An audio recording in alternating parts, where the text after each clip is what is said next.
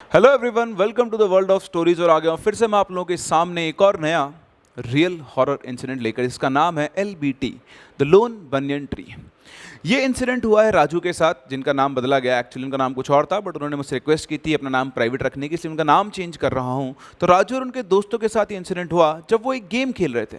Game खेलते खेलते चीज़ें कुछ ऐसी जगह पर पहुंची, कुछ ऐसा टर्न लिया चीज़ों ने कि इन लोगों ने अपनी लाइफ का वर्स्ट नाइटमेयर फेस किया। तो कई बार ऐसा होता है, हम अपने दोस्तों के साथ कुछ गेम्स खेल रहे होते हैं और वहाँ पर कुछ ऐसी चीज़ें निकल कर आती हैं जिनकी वजह से आपका सामना भी ऐसी चीज़ों के साथ हो सकता है। तो क्या हुआ इनके साथ, सुनते हैं स्टोरी के अंदर। लेकिन अगर आपके पास भी ऐसा ही कोई रियल इंसिडेंट है या कोई इंटरेस्टिंग स्टोरी है तो आप मेरे साथ शेयर कर सकते हैं princeofchemistry22@gmail.com पर, या फिर आप मुझसे मेरे इंस्टा हैंडल पे भी कनेक्ट कर सकते हैं, विच इज़ princeMNIT1987। दोनों ही मीडियम्स पर आप मुझसे अपनी स्टोरी शेयर कर सकते हैं। चलिए बढ़ते हैं कहानी की तरफ। इस कहानी के 4 मेन कैरेक्टर हैं। एक राजू हिमसेल्फ बेसिकली। तो राजू है, उनकी एक फ्रेंड रिचा, राहुल और सागर। तो ये 4 दोस्त थे। पुणे के एक कॉलेज में चारों साथ पढ़ते थे। बहुत ही अच्छा कॉलेज था, बहुत बड़ा उसका कैंपस था, बहुत ही कूल लाइफ थी, ज़्यादा वहाँ पर रिस्ट्रिक्शंस नहीं थे और ये चारों बहुत ही जल्दी बहुत अच्छे दोस्त बन गए थे। राजू, रिचा और सागर, ये तीनों कॉलेज के हॉस्टल में ही रहा करते थे। लेकिन राहुल को हॉस्टल लाइफ पसंद नहीं थी, इसलिए उसने कॉलेज से ही थोड़ा सा दूर एक फ्लैट लिया हुआ था। पुणे जैसी सिटी के अंदर जब आपके पास अपना फ्लैट होता है तो वहाँ पर ऐसे कोई बहुत बड़े रिस्ट्रिक्शंस नहीं होते हैं। तो मोस्टली ये चारों दोस्त राहुल के फ्लैट के ऊपर ही हैंग आउट किया करते थे, वहीं पे ज़्यादातर टाइम वहीं पे स्पेंड किया करते थे, बस सिर्फ क्लासेस करने और सोने के लिए अपने कॉलेज में आते थे। बाकी चारों की दोस्ती और बॉन्डिंग बहुत अच्छी थी, साथ साथ घुमा करते थे, चिल मारा करते थे, लाइफ बहुत ही बढ़िया चल रही थी। तो ऐसे एक दिन की बात है, सैटरडे नाइट थी। तो सैटरडे नाइट ये सभी राहुल के फ्लैट पर थे और वहाँ पर बैठे बैठे इन्होंने सोचा कि चलो यार आज एक कोई गेम खेलते हैं। तो उन्होंने ट्रुथ और डेयर का गेम स्टार्ट किया। गेम बहुत बढ़िया चल रहा था, सभी लोगों को बहुत मज़ा आ रहा था। मैं आपको पहले बता दूं, इस ग्रुप के अंदर सागर जो था वो बहुत ही मिस्चीवियस था, ठीक है। उसको मतलब दूसरे लोगों के मज़े लेने में बड़ा मज़ा आता था ना, दूसरों को परेशान करने से बड़ा मज़ा आता था। तो ऐसे ही गेम चलते चलते अचानक से एक बार जो बॉटल थी घूमी, और मतलब खुद से ही घूमी, किसी ने घुमाई नहीं है ना, अचानक से मतलब ये नहीं कि भूत आ ही गया है, ठीक है ना। हाँ अभी आएगा, अभी नहीं आया, अभी थोड़ी देर बाद आएगा। सो बेसिकली उन्होंने बॉटल को घुमाया। तो जैसे ही बॉटल घूमी, घूम के बॉटल का जो फेस था, मतलब जो फेस था वो चला गया राहुल की तरफ और जो बैक एंड था वो आ गया सागर की तरफ। दैट मीन्स अब सागर की बारी थी राहुल को ऑप्शन देने की कि वो ट्रुथ करना चाहेगा या फिर डेयर। तो सागर ने उसको बड़ी अलग सी नज़र से देखा और उससे पूछा, बोल क्या चाहिए। तो उधर से राहुल बोलता है डेयर। तो सागर बोलता है चल ठीक है, मैं तुझे एक डेयर देता हूँ, अगर तूने वो कर लिया तो मैं मान जाऊँगी तू मतलब बहुत ब्रेव है। राहुल बोलता है ठीक है। तो यहाँ पे सागर उससे बोलता है कि तुझे अभी रात को अकेले LBT जाना होगा। तो सभी से लोग बोलते हैं LBT, ये LBT क्या है। सभी लोगों ने LBT का नाम पहली बार सुना था। सागर बोलता है LBT है द लोन बनियन ट्री, जो कि यहाँ से सिर्फ 10 से 15 किलोमीटर दूर पर है। ये जो LBT है ये एक हॉन्टेड बरगद का पेड़ है, जिसके बारे में लोकल जो लोग हैं वो लोग बहुत सारी चीज़ें बताते हैं कि बहुत ही खतरनाक भूत यहाँ पर रहता है। तो सभी बोला क्या बकवास कर रहा है, भूत कुछ नहीं होते हैं। राहुल बोलता है, तो बोलता है हाँ मैं तुम्हें बताता हूँ कि एक्चुअली इसका फंडा क्या है, फिर तू डिसाइड करना कि तू ये डेयर कर सकता है या फिर नहीं कर सकता है। तो उसने बोला ठीक है बता। तो यहाँ पर सागर ने बताना शुरू किया कि साल ये बहुत पुरानी बात है, यहाँ गांव में एक कपल था, मतलब एक लड़का और लड़की थे जो बेसिकली दूसरे बहुत प्यार करते थे। और क्योंकि दोनों की कास्ट अलग थी और गांव में दोनों की शादी नहीं हो सकती थी, तो उन दोनों ने भागकर शादी कर ली। गांव वालों ने कहीं ना कहीं से ढूंढा और उनको वापस गांव में लेकर आए और उसके बाद उस लड़के को बहुत मारा और मार कर उसको मतलब उसको जान से ख़त्म कर दिया। और उसके बाद उसका सिर और धड़ दोनों अलग कर दिए और उसके सिर को उन्होंने हाईवे के पास में ज़मीन के अंदर मिट्टी उस ज़मीन के अंदर दबा दिया और उसके ऊपर एक बरगद के पेड़ का बीज लगा दिया। उस लड़की का क्या हुआ आज तक किसी को भी नहीं पता है। गांव वाला लड़के का सिर इसलिए काटा ताकि कोई उसको आइडेंटिफाई नहीं कर पाए, उसकी बॉडी अलग कर दी और उसके सिर को ज़मीन में डालकर उसके ऊपर एक बरगद का पेड़ उगा दिया। टाइम के साथ साथ वहाँ पर एक बहुत बड़ा बरगद का पेड़ खड़ा हो गया और जब वो बरगद का पेड़ पूरी तरह से बड़ा हो चुका था, मतलब जब खड़ा हो गया वो वहाँ पर, तो उसके बाद लोगों ने वहाँ पर बड़ी अनयूजुअल एक्टिविटीज़ को ऑब्जर्व करना शुरू किया। कई बार रात को 12 बजे के बाद जब लोग वहाँ से गुजरते थे तो उनको एक बिना सिर की बॉडी लिफ्ट मांगती हुई दिखाई देती थी। इसी के साथ साथ गाड़ी, कार या बाइक चलते चलते अचानक से अगर पेड़ के ऊपर हेडलाइट जब गिरती थी तो उनको उस पेड़ के ऊपर फ्रूट्स लटके हुए दिखाई देते, है ना, फ्रूट टाइप, जो किसी इंसान का चेहरा हो, इस तरह का कोई फ्रूट टाइप उनको लटकता हुआ दिखाई देता था। ये सब बातें जब फैली तो गांव वालों ने उस पेड़ के आसपास जाना भी बंद कर दिया। अब रात के अंधेरे में वहाँ पर, मतलब शाम होने के बाद, कोई भी उस ट्री के आसपास से नहीं गुजरता है, और कई लोगों ने इस चीज़ को वहाँ पर एक्सपीरियंस किया है। और इसीलिए मैं तुझे डेर देता हूँ कि अगर तुझ में हिम्मत है तो तू अकेले उस बरगद के पेड़ के पास जाके दिखा दे। तो राहुल बोलता है, देख ये सब ना कहने सुनने की बातें होती है, ये सब स्टोरीज़ हैं, ठीक है, भूत वूत ऐसा कुछ नहीं होता है, ऐसा कोई पेड़ नहीं है। हो सकता है वहाँ पे कुछ ना कुछ चीज़ हो जिसको छुपा के रखने के लिए लोगों ने इससे एक स्टोरी बना दी हो। तो देख ऐसा कुछ नहीं होता, मैं तैयार हूँ, मैं डेर कर सकता हूँ। तो उधर से बाकी लोग बोलते हैं उससे, राजू और ऋचा, नहीं नहीं नहीं ये सब नहीं चलेगा यार, देखो हम लोग गेम खेल रहे हैं, हमारा गेम बढ़िया चल रहा था, हम लोग अपने गेम पे वापस से फोकस करते हैं, ये सब फालतू के काम तुम मत करो। लेकिन राहुल और सागर की आंखें एक दूसरे को चैलेंज कर रही थी। इधर सागर उसको चैलेंज कर रहा था कि तेरे में दम है तो जाके दिखाओ, उधर राहुल इस चैलेंज को एक्सेप्ट करने के लिए तैयार था। इधर ऋचा उन लोगों को फोर्स कर रही थी कि वापस से गेम को स्टार्ट किया जाए, लेकिन सागर और राहुल गेम स्टार्ट करने बिल्कुल मुड़े थे, गेम को भूल चुके थे। यहाँ उनके बीच में डिबेट स्टार्ट हो गया था। राहुल कह रहा था कि देख ये सुपर नेचुरल वगैरह कुछ नहीं होता है, मैं भी वहाँ पर जा सकता हूँ। इधर सागर राहुल को चैलेंज कर रहा था कि अगर तुझे लगता है भूत वूत कुछ नहीं होता, चल तू वहाँ जाके तो दिखा। तो इस तरह से दोनों के अंदर डिबेट शुरू हो गई। अल्टीमेटली ऋचा ने बोला, देखो गाइस तुम लोग मान तो रहे नहीं हो, तो अगर वहाँ पर राहुल जाएगा तो हम सब लोग भी साथ में जाएंगे। इतना सुनते ही राजू की फट गई, शिट मैं ये कहाँ फंस गया, मुझे कहीं नहीं जाना। उसको पहले ही इन चीज़ों से डर लगता था, कहीं ना कहीं उसको बिलीव था इन चीज़ों के ऊपर। और एकदम से जब ऋचा ने बोला तो उसने बोला, क्या बात कर रही हो, हम में से कोई वहाँ नहीं जाएगा। तो इधर से सागर और राहुल बोलते हैं, हाँ ये सही आइडिया है, चल राहुल हम सब तेरे साथ वहाँ पे चलेंगे, लेकिन हम एक साइड में खड़े हो जाएंगे और तुझे बस कुछ नहीं करना, उस बरगद के पेड़ को टच करके और वापस आना है। राहुल का एड्रेनलिन रश बहुत हाई लेवल पे था, वो इस चैलेंज को पहले एक्सेप्ट कर चुका था, और ऋचा की इस बात से वो भी अग्री हो गया। और बेचारे राजू को, है ना, गेहूं के साथ घुन तो पिसता ही है, तो उसको ना चाहते हुए भी उनके साथ जाना पड़ा। सभी लोगों ने अपने हेलमेट्स उठाए, 2 बाइक्स लीं और निकल चले बापदेव घाट की तरफ, जहाँ पर ये बनियन ट्री था। सागर उस पेड़ की लोकेशन को जानता था। फाइनली वो सभी लोग उस जगह पर पहुँचते हैं जहाँ पर वो बनियन ट्री था। तो रात का टाइम था, मैं बता रहा हूँ, खेलते रात को इन्होंने खेलना शुरू किया तो ऑलमोस्ट शायद 12-1 बजे के आसपास बज चुके थे। तो बिल्कुल खाली हाईवे था। हाईवे से 200 मीटर दूर एक सिंगल अकेला पेड़ उनको खड़ा हुआ दिख रहा था, और उस रास्ते पे कोई व्हीकल, बिल्कुल सुनसान हाईवे। किस्मत की इनकी बात थी कि बस उस दिन रोशनी बहुत अच्छी थी चांद की, तो चांद और सितारों की जो रोशनी थी वो उनको दिखाई दे रही थी। हाईवे के पास जाकर दोनों गाड़ियाँ रुकी और वो उस ट्री को देखने लगे। सिर्फ ट्री को देखने भर से ही उनको गूज बम्स आना शुरू हो गए थे। राजू की तो हालत वैसे ही टाइट थी, बाकी लोगों को भी डर लग रहा था। वो वहाँ खड़े हुए और सागर ने राहुल को पोक करना शुरू किया, बोल जाएगा वहाँ तक। राहुल बस उस पेड़ को देख रहा था, बोला हाँ तो जा, खड़ा क्यों है। राहुल चारों तरफ देखने लगा, थोड़ी देर रुका रहा। वो सोच रहा था कि उसे ये एक्चुअली करना चाहिए या फिर नहीं। बात करना और एक्चुअली में टास्क करना 2 डिफरेंट चीज़ें होती है। इधर से सागर, जो कि बदमाश तो था ही, वो लगातार राहुल को पोक किया जा रहा था। क्यों, फ्लैट पे तो बड़ा हीरो बन रहा था, है भूत वूत कुछ नहीं होता है, चल अब सामने खड़ा हो गया तो फट गई तेरी, जा दम है तुझ में तो जाके दिखा और उस पेड़ को टच करके आ। पता नहीं आज सागर को क्या हो गया था जो इतना बड़ा स्टेप लेने के लिए राहुल को मजबूर कर रहा था। आप खुद अपने आप को सिचुएशन में रखें तो आप भी शायद ये काम नहीं करना चाहते, लेकिन कोई आपको लगातार पोक करे अपने दोस्तों के साथ में, तो आप मजबूर हो जाते हो कुछ ऐसे स्टेप्स लेने के लिए जो शायद आपको नहीं लेने चाहिए थे। राहुल ने अपना सारा दम इकट्ठा किया, एक लंबी सांस भरी, सोचा और पेड़ की तरफ बढ़ने लगा। धीरे धीरे धीरे धीरे वो पेड़ की तरफ जा रहा था। बाकी तीनों दोस्त उसको वहाँ पे खड़े हुए देख रहे थे। चलते चलते चलते चलते राहुल अंधेरे और झाड़ियों के अंदर गायब हो गया। अब राहुल उन सबको दिखना बंद हो चुका था। एक एक सेकंड उन लोगों के लिए एक एक घंटे की तरह बीत रहा था।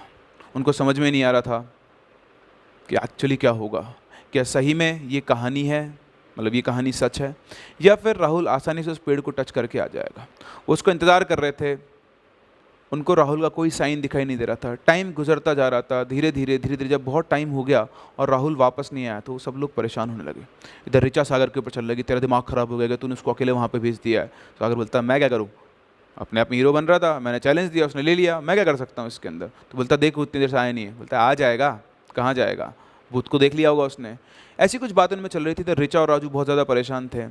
बहुत टाइम, जब 5, 10, 15 मिनट, क्योंकि 200 मीटर जाके आने मुश्किल से उसको शायद 5 मिनट 6 मिनट लगेंगे, इससे ज़्यादा क्या टाइम लगेगा, लेकिन वो अभी तक नहीं आ पाया था।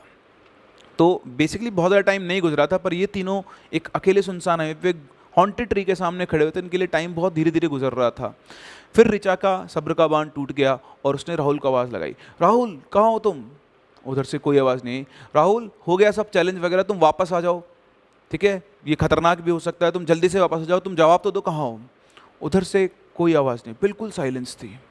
उन लोगों को बहुत तेज़ डर लग रहा था। वो समझ नहीं पाते क्या करना चाहिए, क्योंकि उनमें से किसी में भी हिम्मत नहीं थी कि अब वो भी अंदर जा सके। तभी अचानक से उन्हें किसी के चीखने की आवाज़ आई और उन्होंने चीख की आवाज़ की तरफ देखा तो उन सब लोगों की हालत टाइट हो गई कि कौन चिल्ला रहा है।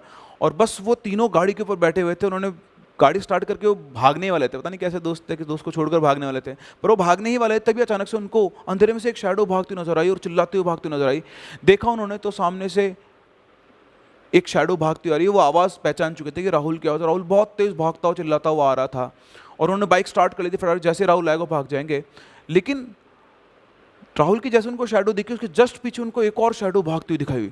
इस टाइम तीनों की हालत बिल्कुल टाइट हो गई, बॉडी उनकी बिल्कुल सुन्न हो चुकी थी कि ये क्या है, इसके पीछे कौन भाग रहा है। और वो पीछे वाली शैडो भी उसके पीछे भागते हुए आ रही थी। भागते भागते दोनों इनकी तरफ आ रहे थे और जैसे ही थोड़ी विजिबिलिटी के रेंज के अंदर आए, उनके सामने पिक्चर क्लियर हुई तो आगे आगे राहुल भाग रहा था जिसने हेलमेट पहना हुआ था, और उसके जस्ट पीछे एक और शैडो जो भाग रही थी वो एक्चुअली में एक बाबा था, जिसके बहुत लंबे लंबे ऊंची चोटी वाले वो ना बाल बना रखे थे, पूरा जूड़ा बना रखा था और लंबी सारी दाढ़ी थी और बॉडी के ऊपर सफ़ेद कलर की भस्म लगी हुई थी। वो बेसिकली एक अघोरी बाबा था जो राहुल के पीछे भाग रहा था। भागते भागते दोनों हाईवे के ऊपर पहुंचे। राहुल इन तीनों के पास में आके रुका तो उन्होंने राहुल को शांत किया और राहुल से पूछा, क्या हुआ यार, तू इतना चिल्लाता हो क्यों, भागता हुआ है? तो उसने बोला कि यार मैं उस झाड़ियों के अंदर जाकर उस पेड़ की तरफ जा रहा था। जाते जाते जब मैं पेड़ के पास पहुंचा तो मैंने देखा कि कोई वहाँ पर बैठा हुआ है, और मैं धीरे धीरे धीरे धीरे जैसे उसके पास गया, उसने मेरी तरफ घूम के देखा तो मैं डर गया बुरी तरह से और मैं बहुत तेज़ भागता वापस से आया। माइंड इट, राहुल जब अंदर जा रहा था उसने हेलमेट पहना हुआ था। उसकी बात सुनने का तो बाबा के पास पहुंचते, बाबा से पूछते, बाबा आप इसके पीछे क्यों भागे? तो बाबा बोले कि मैं अपने यहाँ पर तंत्र साधना कर रहा था। इस पेड़ का जो भूत है वो बहुत खतरनाक है और मैं उसको अपने कंट्रोल में करना चाहता था और मैं वहाँ बैठ के इसकी तंत्र साधना कर रहा हूँ। तभी मुझे अचानक से किसी के चलने की आवाज़ आई और मैं जैसे इसकी तरफ घूमा तो अंधेरे में मुझे लगा कि यही वो भूत है जिसे मैं पकड़ना चाहता हूँ, और बस वही देखकर मैं इसके पीछे भागा। तो मुझे, क्योंकि ये भूत बहुत खतरनाक है, तो मुझे लगा एकदम से भूत मेरे पीछे ही आ गया है और इसी वजह से मैं इसको पकड़ने के पीछे इसके भागा। तो इतना सुनकर सभी की हंसी छूट गई। एक्चुअली वहाँ पर कोई भूत नहीं था, बट दोनों ही एक दूसरे को देखकर डर गए थे। वो जो अघोरी बाबा जो खुद किसी भूत को कंट्रोल में करना चाहता वो राहुल को देख के डर गया और राहुल उस अघोरी बाबा को देख के डर गया। तो उनको बनियन ट्री का गोश्त तो नहीं मिला, लेकिन दोनों को ही एक दूसरे के दर्शन करके लगा कि दोनों को ही गोश्त के दर्शन हो चुके हैं। लेकिन कहानी सिर्फ यहीं खत्म नहीं हुई। उन सबको हंसता हुआ देखकर बाबा को उन पर बहुत तेज गुस्सा आया और बाबा उनसे चिल्ला के बोले, तुम सबको ये मजाक लगता है? पिछले 20 साल से मैं इस आत्मा को कैद करने की कोशिश कर रहा हूँ, तुम्हें मजाक लगता है ये? ऊपर देखो, आज चांदनी रात है और आज के दिन ये और भी ज़्यादा ताकतवर है, तुम्हें पता भी नहीं है तुम किस ताकत से उलझ रहे हो। इतना सुन के वो सब चुप हो गए। इधर बाबा ने 1 मिनट कुछ आंख बंद की और बोला, किसने उस पेड़ को छुआ? राहुल ने बोला, मैंने। बाबा ने कहा, तुमको ये नहीं करना चाहिए था। पिछले 20 सालों से मैंने इस पेड़ को नहीं छुआ है क्योंकि मैं इसके अंदर जो आत्मा वास करती है उसे अपने वश में नहीं कर पाया, और तुम आज है और तुमने इस पेड़ को छू दिया। तुमने मेरी साधना को तोड़ा है और बहुत जल्दी तुम लोग यहाँ वापस आओगे, तुम लोगों को मेरी ज़रूरत पड़ेगी, ध्यान रखना। इतना कहकर बाबा घूमे और पता नहीं क्या बड़बड़ाते हुए झाड़ियों के अंदर वापस से गायब हो गया। उसके बाद चारों दोस्त वहाँ से निकल गए और रास्ते में एक टी स्टॉल थी, वहाँ पे रुके और वापस से बातें करने लगे। क्या राहुल, तूने तो यार अघोरी बाबा को डराया था, तो बहुत खतरनाक निकला। उधर से राहुल बोलता है, हाँ यार एक बार तो मैं भी, मेरी फट गई थी बुरी तरह से वहाँ देख करके, कौन बैठा हुआ है, कहीं भी सही में तो ये भूत नहीं, कहीं सागर की बात सही में तो सच नहीं निकल गई है। और इस तरह से वो सब मजाक करने लगे कि हाँ चल ठीक है, बढ़िया यार। सागर को राहुल, अब राहुल का टर्न था, बोल कर दिखाया ना तेरा चैलेंज। सागर बोलता, हाँ यार भाई सल्यूट टू यू, मतलब मुझ में तो इतनी हिम्मत नहीं थी, अगर तू मुझसे कहता मैं मना करता फ्लैट के ऊपर ही, पर तू बहुत ब्रेव है यार, तूने सब कुछ कर दिखाया। इस तरह से चाय वाय पी के बातें बातें करके वापस से राहुल के फ्लैट पे पहुंचते हैं और जाकर सो जाते हैं। उन लोगों को लगा कि सब कुछ ठीक हो गया है, राहुल बिल्कुल सेफ है, बट एक्चुअली ऐसा नहीं था। इस इंसिडेंट के कुछ दिनों बाद एक दिन अचानक से क्लासरूम के अंदर राहुल की तबीयत खराब हुई। करीबन सेकेंड हाफ जो 3-4 बजे के आसपास की क्लास थी उनकी, उसको एकदम से बहुत तेज़ फीवर आ गया और बहुत वीकनेस होने लगी। इवन इतनी कि वो अपनी डेस्क पे बैठा बैठा गिर गया था। तो तीनों दोस्त उसको उठाकर भागते हैं हॉस्पिटल की तरफ, हॉस्पिटल लेकर गए, वहाँ जाकर चेकअप कराया। उसको 104 डिग्री का फीवर था। डॉक्टर ने कहा कि इसको एडमिट कर लेते हैं क्योंकि बॉडी में भी वीकनेस है, तो ड्रिप वगैरह चढ़ना है, सब हुआ। तो तीनों ने उसको एडमिट कराया, उसके साथ ही रहे। और सडनली रात को 12 बजे के आसपास उसकी तबीयत बिल्कुल ठीक हो गई। उसका जो फीवर था वो चला गया और वो उठकर बेड से इधर घूमने लगा। और बाकी दोस्तों बोलता है, क्या यार तुम यहीं क्यों बैठे हो? मैं ठीक हूँ बिल्कुल, चलो फ्लैट पे चलते हैं और पार्टी करते हैं। तो उनको लगा ये क्या है। फिर उन्होंने डॉक्टर्स वगैरह से बात की, तो उन्होंने बोला ठीक है, अभी नॉर्मल है, तबीयत ठीक हो गई, आप चाहो तो इसे घर ले आ सकते हो। तो तीनों दोस्त फ्लैट पे पहुंचते हैं। किसी ने कुछ भी नहीं खाया था, तो रास्ते में से उन्होंने खाना पैक करवाया। और इनमें से राहुल जो था वो वेजिटेरियन था और बाकी सब लोग नॉन वेजिटेरियन थे। तो जब वो घर पहुँचे, घर पर पहुँच कर उन्होंने खाना वाना खाया, तो सभी के सभी शॉक्ड थे। राहुल उनके साथ बैठ के नॉन वेज खा रहा था। Rahul was pure vegetarian. वो पहले जब भी इनके साथ बैठता था तो इनसे अलग थाली लेकर बैठता था और दूर बैठता था कि वो सभी लोग नॉन वेजिटेरियन थे। उसको देखकर सब लोग बस, यार राहुल तूने कब से नॉनवेज खाना शुरू कर दिया? तो राजू ने उससे पूछा, यार राहुल तूने कब से नॉनवेज खाना शुरू कर दिया? तो उसने राजू की तरफ देखा, एक स्माइल दी और वापस से अपने खाने में लग गया। ये बिहेवियर उन सभी लोगों के लिए वियर्ड था क्योंकि उनमें से कोई नहीं जानता था कि राहुल ने नॉनवेज खाना शुरू कर दिया है। खैर, उन्होंने इस चीज़ को इग्नोर किया कि हो सकता है इसका खाने का मन हो, इसने हमें बताया नहीं हो, छुपा के रखता हो और अपने आप चुपचाप से खाता हो। लेकिन उस दिन के बाद से राजू ने राहुल के बिहेवियर में एक अलग बिहेवियर में चेंज नोटिस करना शुरू किया। वो बिल्कुल चेंज सा हो गया था। वो नेक्स्ट डे की बात है, सब लोग सो गए। अगले दिन जब सुबह वो उठे तो राजू सबसे पहले उठ गया था और उसके जस्ट बाद राहुल को उसने देखा तो वो पहले से उठा हुआ था। और राहुल ऋचा के बिल्कुल पास में बैठा हुआ था और उसको घूर रहा था और घूर कर अलग से एक मुस्कान दे रहा था। राहुल को बड़ा वियर्ड सा फील हुआ कि ऋचा को ऐसा क्यों देख रहा है, क्योंकि वो लोग अच्छे फ्रेंड्स थे। कभी भी उसने आज से पहले ऋचा को ऐसी नज़र से नहीं देखा था। आप नज़र पहचानते हो, कोई इंसान किसी लड़की को किस तरह से देख रहा है। राजू ने राहुल से कहा, तो ऋचा को ऐसे क्यों घूर रहा है? राहुल राजू की तरफ घूमा, उसने उसको एक वियर्ड सी स्माइल दी और उसके बाद चुपचाप वो बाहर लिविंग रूम में चला गया। राजू के लिए थोड़ा शॉकिंग था क्योंकि इससे पहले कभी राहुल ने ऐसा बिहेवियर शो नहीं किया था। इसके बाद उसने राहुल को बहुत अच्छे से नोटिस करना शुरू किया। तो राजू ने नोटिस किया कि आजकल राहुल ऋचा के बहुत क्लोज रहने लग गया। तो जहाँ जाती उसके साथ जाता, वो जहाँ बैठती उसके बिल्कुल पास में जाके बैठता, उसको टच करता। इवन ऋचा भी उससे बहुत अनकंफर्टेबल सी होने लगी थी। एक दिन उसने ये बात राजू और सागर से डिस्कस भी की। तब राजू और सागर ने डिसाइड किया कि वो जाकर राहुल को समझाएंगे। नेक्स्ट डे वो फ्लैट पर पहुँचते हैं, राजू और सागर दोनों, और वो राहुल के पास जाकर बैठते हैं। इधर सागर बोलता है, यार ब्रो तू ठीक तो है ना? तो राहुल बोलता है, हाँ मैं तो बिल्कुल ठीक हूँ, क्या हुआ? तो नहीं यार, आजकल तेरा बिहेवियर बड़ा चेंज हो गया है, हम नोटिस कर रहे हैं। तो आजकल ऋचा के बहुत क्लोज रहता है और उसको बड़ा अनकंफर्टेबल फील होने लग गया। तो उससे देख, तो समझा कर हम लोग दोस्त हैं, तेरे में ऐसी उसके लिए कोई फीलिंग तो है नहीं, ये हम लोग सब जानते हैं। तो तुझसे थोड़ा ना दूर रहा कर ताकि वो भी कंफर्टेबल रहे। इतना कहते ही पता नहीं राहुल को क्या हुआ, उसका चेहरा अचानक से बदला। उसका चेहरा बिल्कुल गुस्से से लाल हो गया, उसकी आंखें बिल्कुल खून उतर आया उसकी आंखों में। उसने सागर को ऐसे गले से पकड़ा और ऐसे हवा में उठा दिया और बोला, ती माझी आहे आणि तिला कोणीही घेऊन आऊ शकत नहीं। मतलब उसने बोला, पार्वती सिर्फ मेरी है और उसे मुझसे कोई दूर नहीं कर सकता। इतना कहकर उसने उसको उठाया और फेंक दिया। सागर सीधे जाके दीवार से टकराया, उसको चोट लगी बहुत तेज और उसके बाद वो अंदर चला गया कमरे में। इधर राजू ने सागर को संभाला, बोला, भाई तू ठीक तो है ना? और वो बुरी तरह से घबरा गए दोनों उसका ये रूप देखकर। दोनों ने अंदर जाकर देखा तो राहुल बेड के ऊपर अनकॉन्शियस पड़ा हुआ था। दोनों वहाँ से भाग गए। उस टाइम उन्होंने इसका कुछ नहीं किया और सीधा पहुँचे ऋचा के पास और उन्होंने सारा इंसिडेंट ऋचा को बताया। ऋचा भी ये सारी बातें सुन के डर गई, पर उसने बोला कि यार वो हमारा दोस्त है, हमें उसका ध्यान रखना होगा। तीनों वो वहाँ पर पहुँचे, उसको संभाला, उससे बातचीत की। अब इन लोगों के दिमाग में सागर और राजू ने बहुत सारे क्वेश्चंस घूम रहे थे। उनको लग रहा था कि कहीं पार्वती ऋचा की फॉर्म में रीबॉर्न तो नहीं हुई है।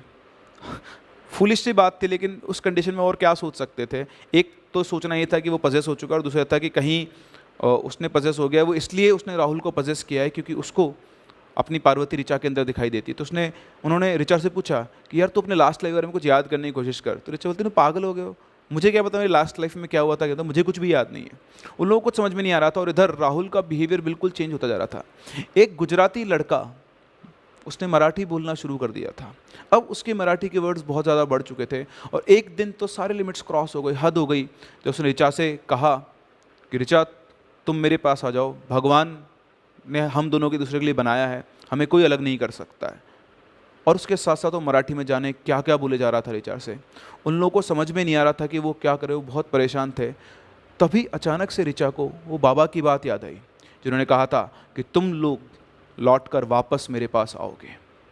जैसे उसको ये बात याद आई, उसने अपने बाकी दोनों दोस्तों से कहा कि यार बाबा ने अपने से कहा था, हो सकता है वो बाबा के पास कोई पावर, उसने पहले से फ्यूचर प्रेडिक्ट कर दिया था क्योंकि राहुल उस पेड़ को टच करके आया था, तो उसने पहले कह दिया कि तुम लोग वापस से मेरे पास यहीं पर आओगे।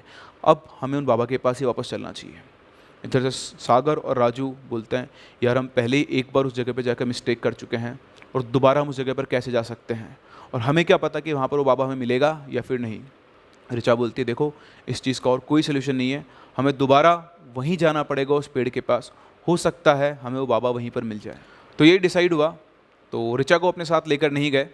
तो राजू और सागर दोनों वापस पहुंचते हैं एलबीटी और उसके पास पहुंचकर ढूंढना शुरू करते हैं। तो उस पेड़ के जस्ट पीछे ही वो बाबा उनको वापस दिख जाते हैं, जाके सीधे बाबा के पैर पकड़ लेते हैं, उनसे माफ़ी मांगते हैं और बोलते हैं कि बाबा आपने सही कहा था, हमारे दोस्त की हालत बहुत ख़राब है, उसे आप बचा लो। तो बाबा ने कहा क्या हुआ, तो उन्होंने सारी डिटेल बताई, उसको हर एक चीज़ बताई, कैसे गुजराती लड़का मराठी बोलने लग गया, कैसे वो वेजिटेरियन था, वो नॉन वेज खाना उसने शुरू कर दिया। बाबा ने हर एक चीज़ ध्यान से सुनी और कहा कि देखो तुम्हें 2 दिन और रुकना पड़ेगा, 2 दिन के बाद पूर्णिमा की रात है, उस दिन उसको वापस से यहाँ पर लेकर आना, तभी उसका इलाज हो सकता है, लेकिन 2 दिन तक तुमको उसको संभाल के रखना होगा। फिर उन्होंने बाबा ने उनसे कुमकुम और नींबू मंगवाए, उन्होंने कुमकुम और नींबू का एक पेस्ट बनाया और उनसे उनके सिर पे लगाया, दोनों के लगाया, और उनसे कहा कि उसको 2 दिन तक संभाल के रखो, कोशिश करो कि एक कमरे में ही रहे, और अगर वो ज़्यादा वायलेंट हो जाए, मतलब ज़्यादा वो ऐसा कुछ करने लग जाए, तो ये लेप उस कमरे के बाहर लगा के उस कमरे को लॉक कर देना। तो राहुल को इस चीज़ की कोई खबर नहीं थी, वो चुपचाप गए, वो नॉर्मली बिहेव कर रहा था। उन्होंने कोशिश करी राहुल को कमरे में रखने की और 2 दिन तक वो उसके फ्लैट में बहुत ज़्यादा आए गए भी नहीं। फिर आया बिग डे, जिस दिन वो पूर्णिमा की रात, जिस दिन उनको राहुल को वापस वहाँ पे लेके जाना था। तो उन्होंने अपने एक सीनियर से कार बोरो की, चारों दोस्त उसके अंदर बैठे और वापस पहुँचे उस बरगद के पेड़ के पास जहाँ पे बाबा पहले से ही थे। बाबा, उन्होंने राहुल को उतारा और बाबा के सामने खड़ा किया। शांत था राहुल, ऐसा उसमें कोई वैसा कोई चेंज नहीं था या कोई गुस्सा नहीं था। वो बाबा राहुल को पकड़ के लेकर गए, उन तीनों को उन्होंने बोला तुम लोग यहीं पे रुकोगे, क्योंकि जो रिचुअल्स थे वो लोग नहीं देख सकते थे। करीबन आधा पौन घंटे तक वो बरगद के पेड़ के पास ही रहे दोनों। ये तीनों दोस्त गाड़ी में थे, इनको पता भी था कि क्या चल रहा है क्या नहीं चल रहा है। इस टाइम के बाद वो बाबा राहुल को अपने साथ लेकर कार के पास आए। राहुल आधी बेहोशी की हालत में था। बाबा ने उसको गाड़ी में बिठाया और बोला कि अभी ठीक है, तुम लोग इसे यहाँ से ले जाओ और दोबारा कभी इस जगह की तरफ मत आना, और ऐसा कोई काम मत करना जिससे तुम वापस से परेशानी में पड़ जाओ। जैसे बाबा जाने लगे, राजू ने बाबा को थी, बाबा लेकिन आपकी कुछ फीस? तो बाबा ने उसको बोला तुम्हें क्या लगता है मैं सब पैसे के लिए करता हूँ, जाओ खुश रहो और दोबारा से कोई काम मत करना। फिर राजू जैसे बाबा जाने लगे, राजू ने वापस बाबा अच्छा एक बात तो बता दो, क्या ये ऋचा पार्वती का पुनर्जन्म है? बाबा उनकी तरफ हंसे और चुपचाप पेड़ की तरफ चले गए। उनको अपने किसी भी क्वेश्चन का आंसर नहीं मिल पाया। वो लोग वापस से राहुल के फ्लैट पर पहुँचे, उसको सुलाया। नेक्स्ट डे ही राहुल की तबीयत ठीक थी, तो उन्होंने थोड़े दिन ऑब्जर्व किया तो राहुल का बिहेवियर बिल्कुल चेंज हो गया था। लेकिन इस इंसिडेंट के बाद पता नहीं ऐसा क्या हुआ कि इन लोगों की दोस्ती बहुत लंबे टाइम तक नहीं टिक पाई, और थोड़े दिनों के बाद ही इनका सब लोग अलग अलग हो गए और कॉलेज के बाद सब लोग अलग सिटीज़ में सेटल हो गए, और अब उन लोगों का आपस में बहुत ज़्यादा कॉन्टैक्ट नहीं है। लेकिन आज भी कई क्वेश्चंस के आंसर्स उनके पास नहीं है जो उन लोगों ने उस टाइम सोचे थे कि क्या पार्वती रीबॉर्न हुई थी या फिर एक्चुअली राहुल को पजेस किया गया था, या फिर जब राहुल वहाँ गया था तो वहाँ पर जो अघोरी बाबा बैठा हुआ था, क्योंकि उसने उसकी साधना को डिस्टर्ब कर दिया था, तो कहीं अघोरी बाबा का ही ये सब बुना हुआ जाल तो नहीं था कि वो हम लोगों को सबक सिखाना, यानी उन लोगों को सबक सिखाना चाहता हो कि दोबारा वो ऐसी चीज़ों को एक्सप्लोर ना करें या किसी बाबा की कोई साधना चल रही हो तो उसे डिस्टर्ब ना करें। इन सवालों का जवाब आज तक भी इनके पास नहीं है, लेकिन जो भी हुआ वो बहुत रिस्की था, और वो सिर्फ हुआ एक छोटे से चैलेंज की वजह से, जो दोस्तों के एक ग्रुप में ट्रूथ एंड डेयर खेलते खेलते एक दोस्त ने दूसरे दोस्त को दिया, जिससे उसकी जान पर बन आई। तो आई वुड सजेस्ट कि अगर ऐसी कोई चीज़ आपके आसपास भी है, आप जानते हैं, तो कभी भी अपने दोस्तों को एज अ चैलेंज देकर संकट में ना डालें, क्योंकि दोस्त जो होते हैं इन चैलेंजेस को ईगो पे ले जाते हैं और ईगो आपको कभी कभी खतरे में डाल भी सकता है। तो ये थी हमारी आज की कहानी लोन बनियन ट्री की। आई होप आपको ये कहानी बहुत पसंद आई होगी। अगर आपको ये कहानी पसंद आई तो वीडियो को लाइक ज़रूर करें, और अगर आप चैनल को सब्सक्राइब नहीं किया है तो सब्सक्राइब ज़रूर करें, ताकि ऐसी और इंटरेस्टिंग कहानी आप सुनते रहें मेरे साथ। सो हम मिलते हैं अपनी अगली कहानी के साथ अपने अगले वीडियो में। तब तक के लिए keep listening and keep loving.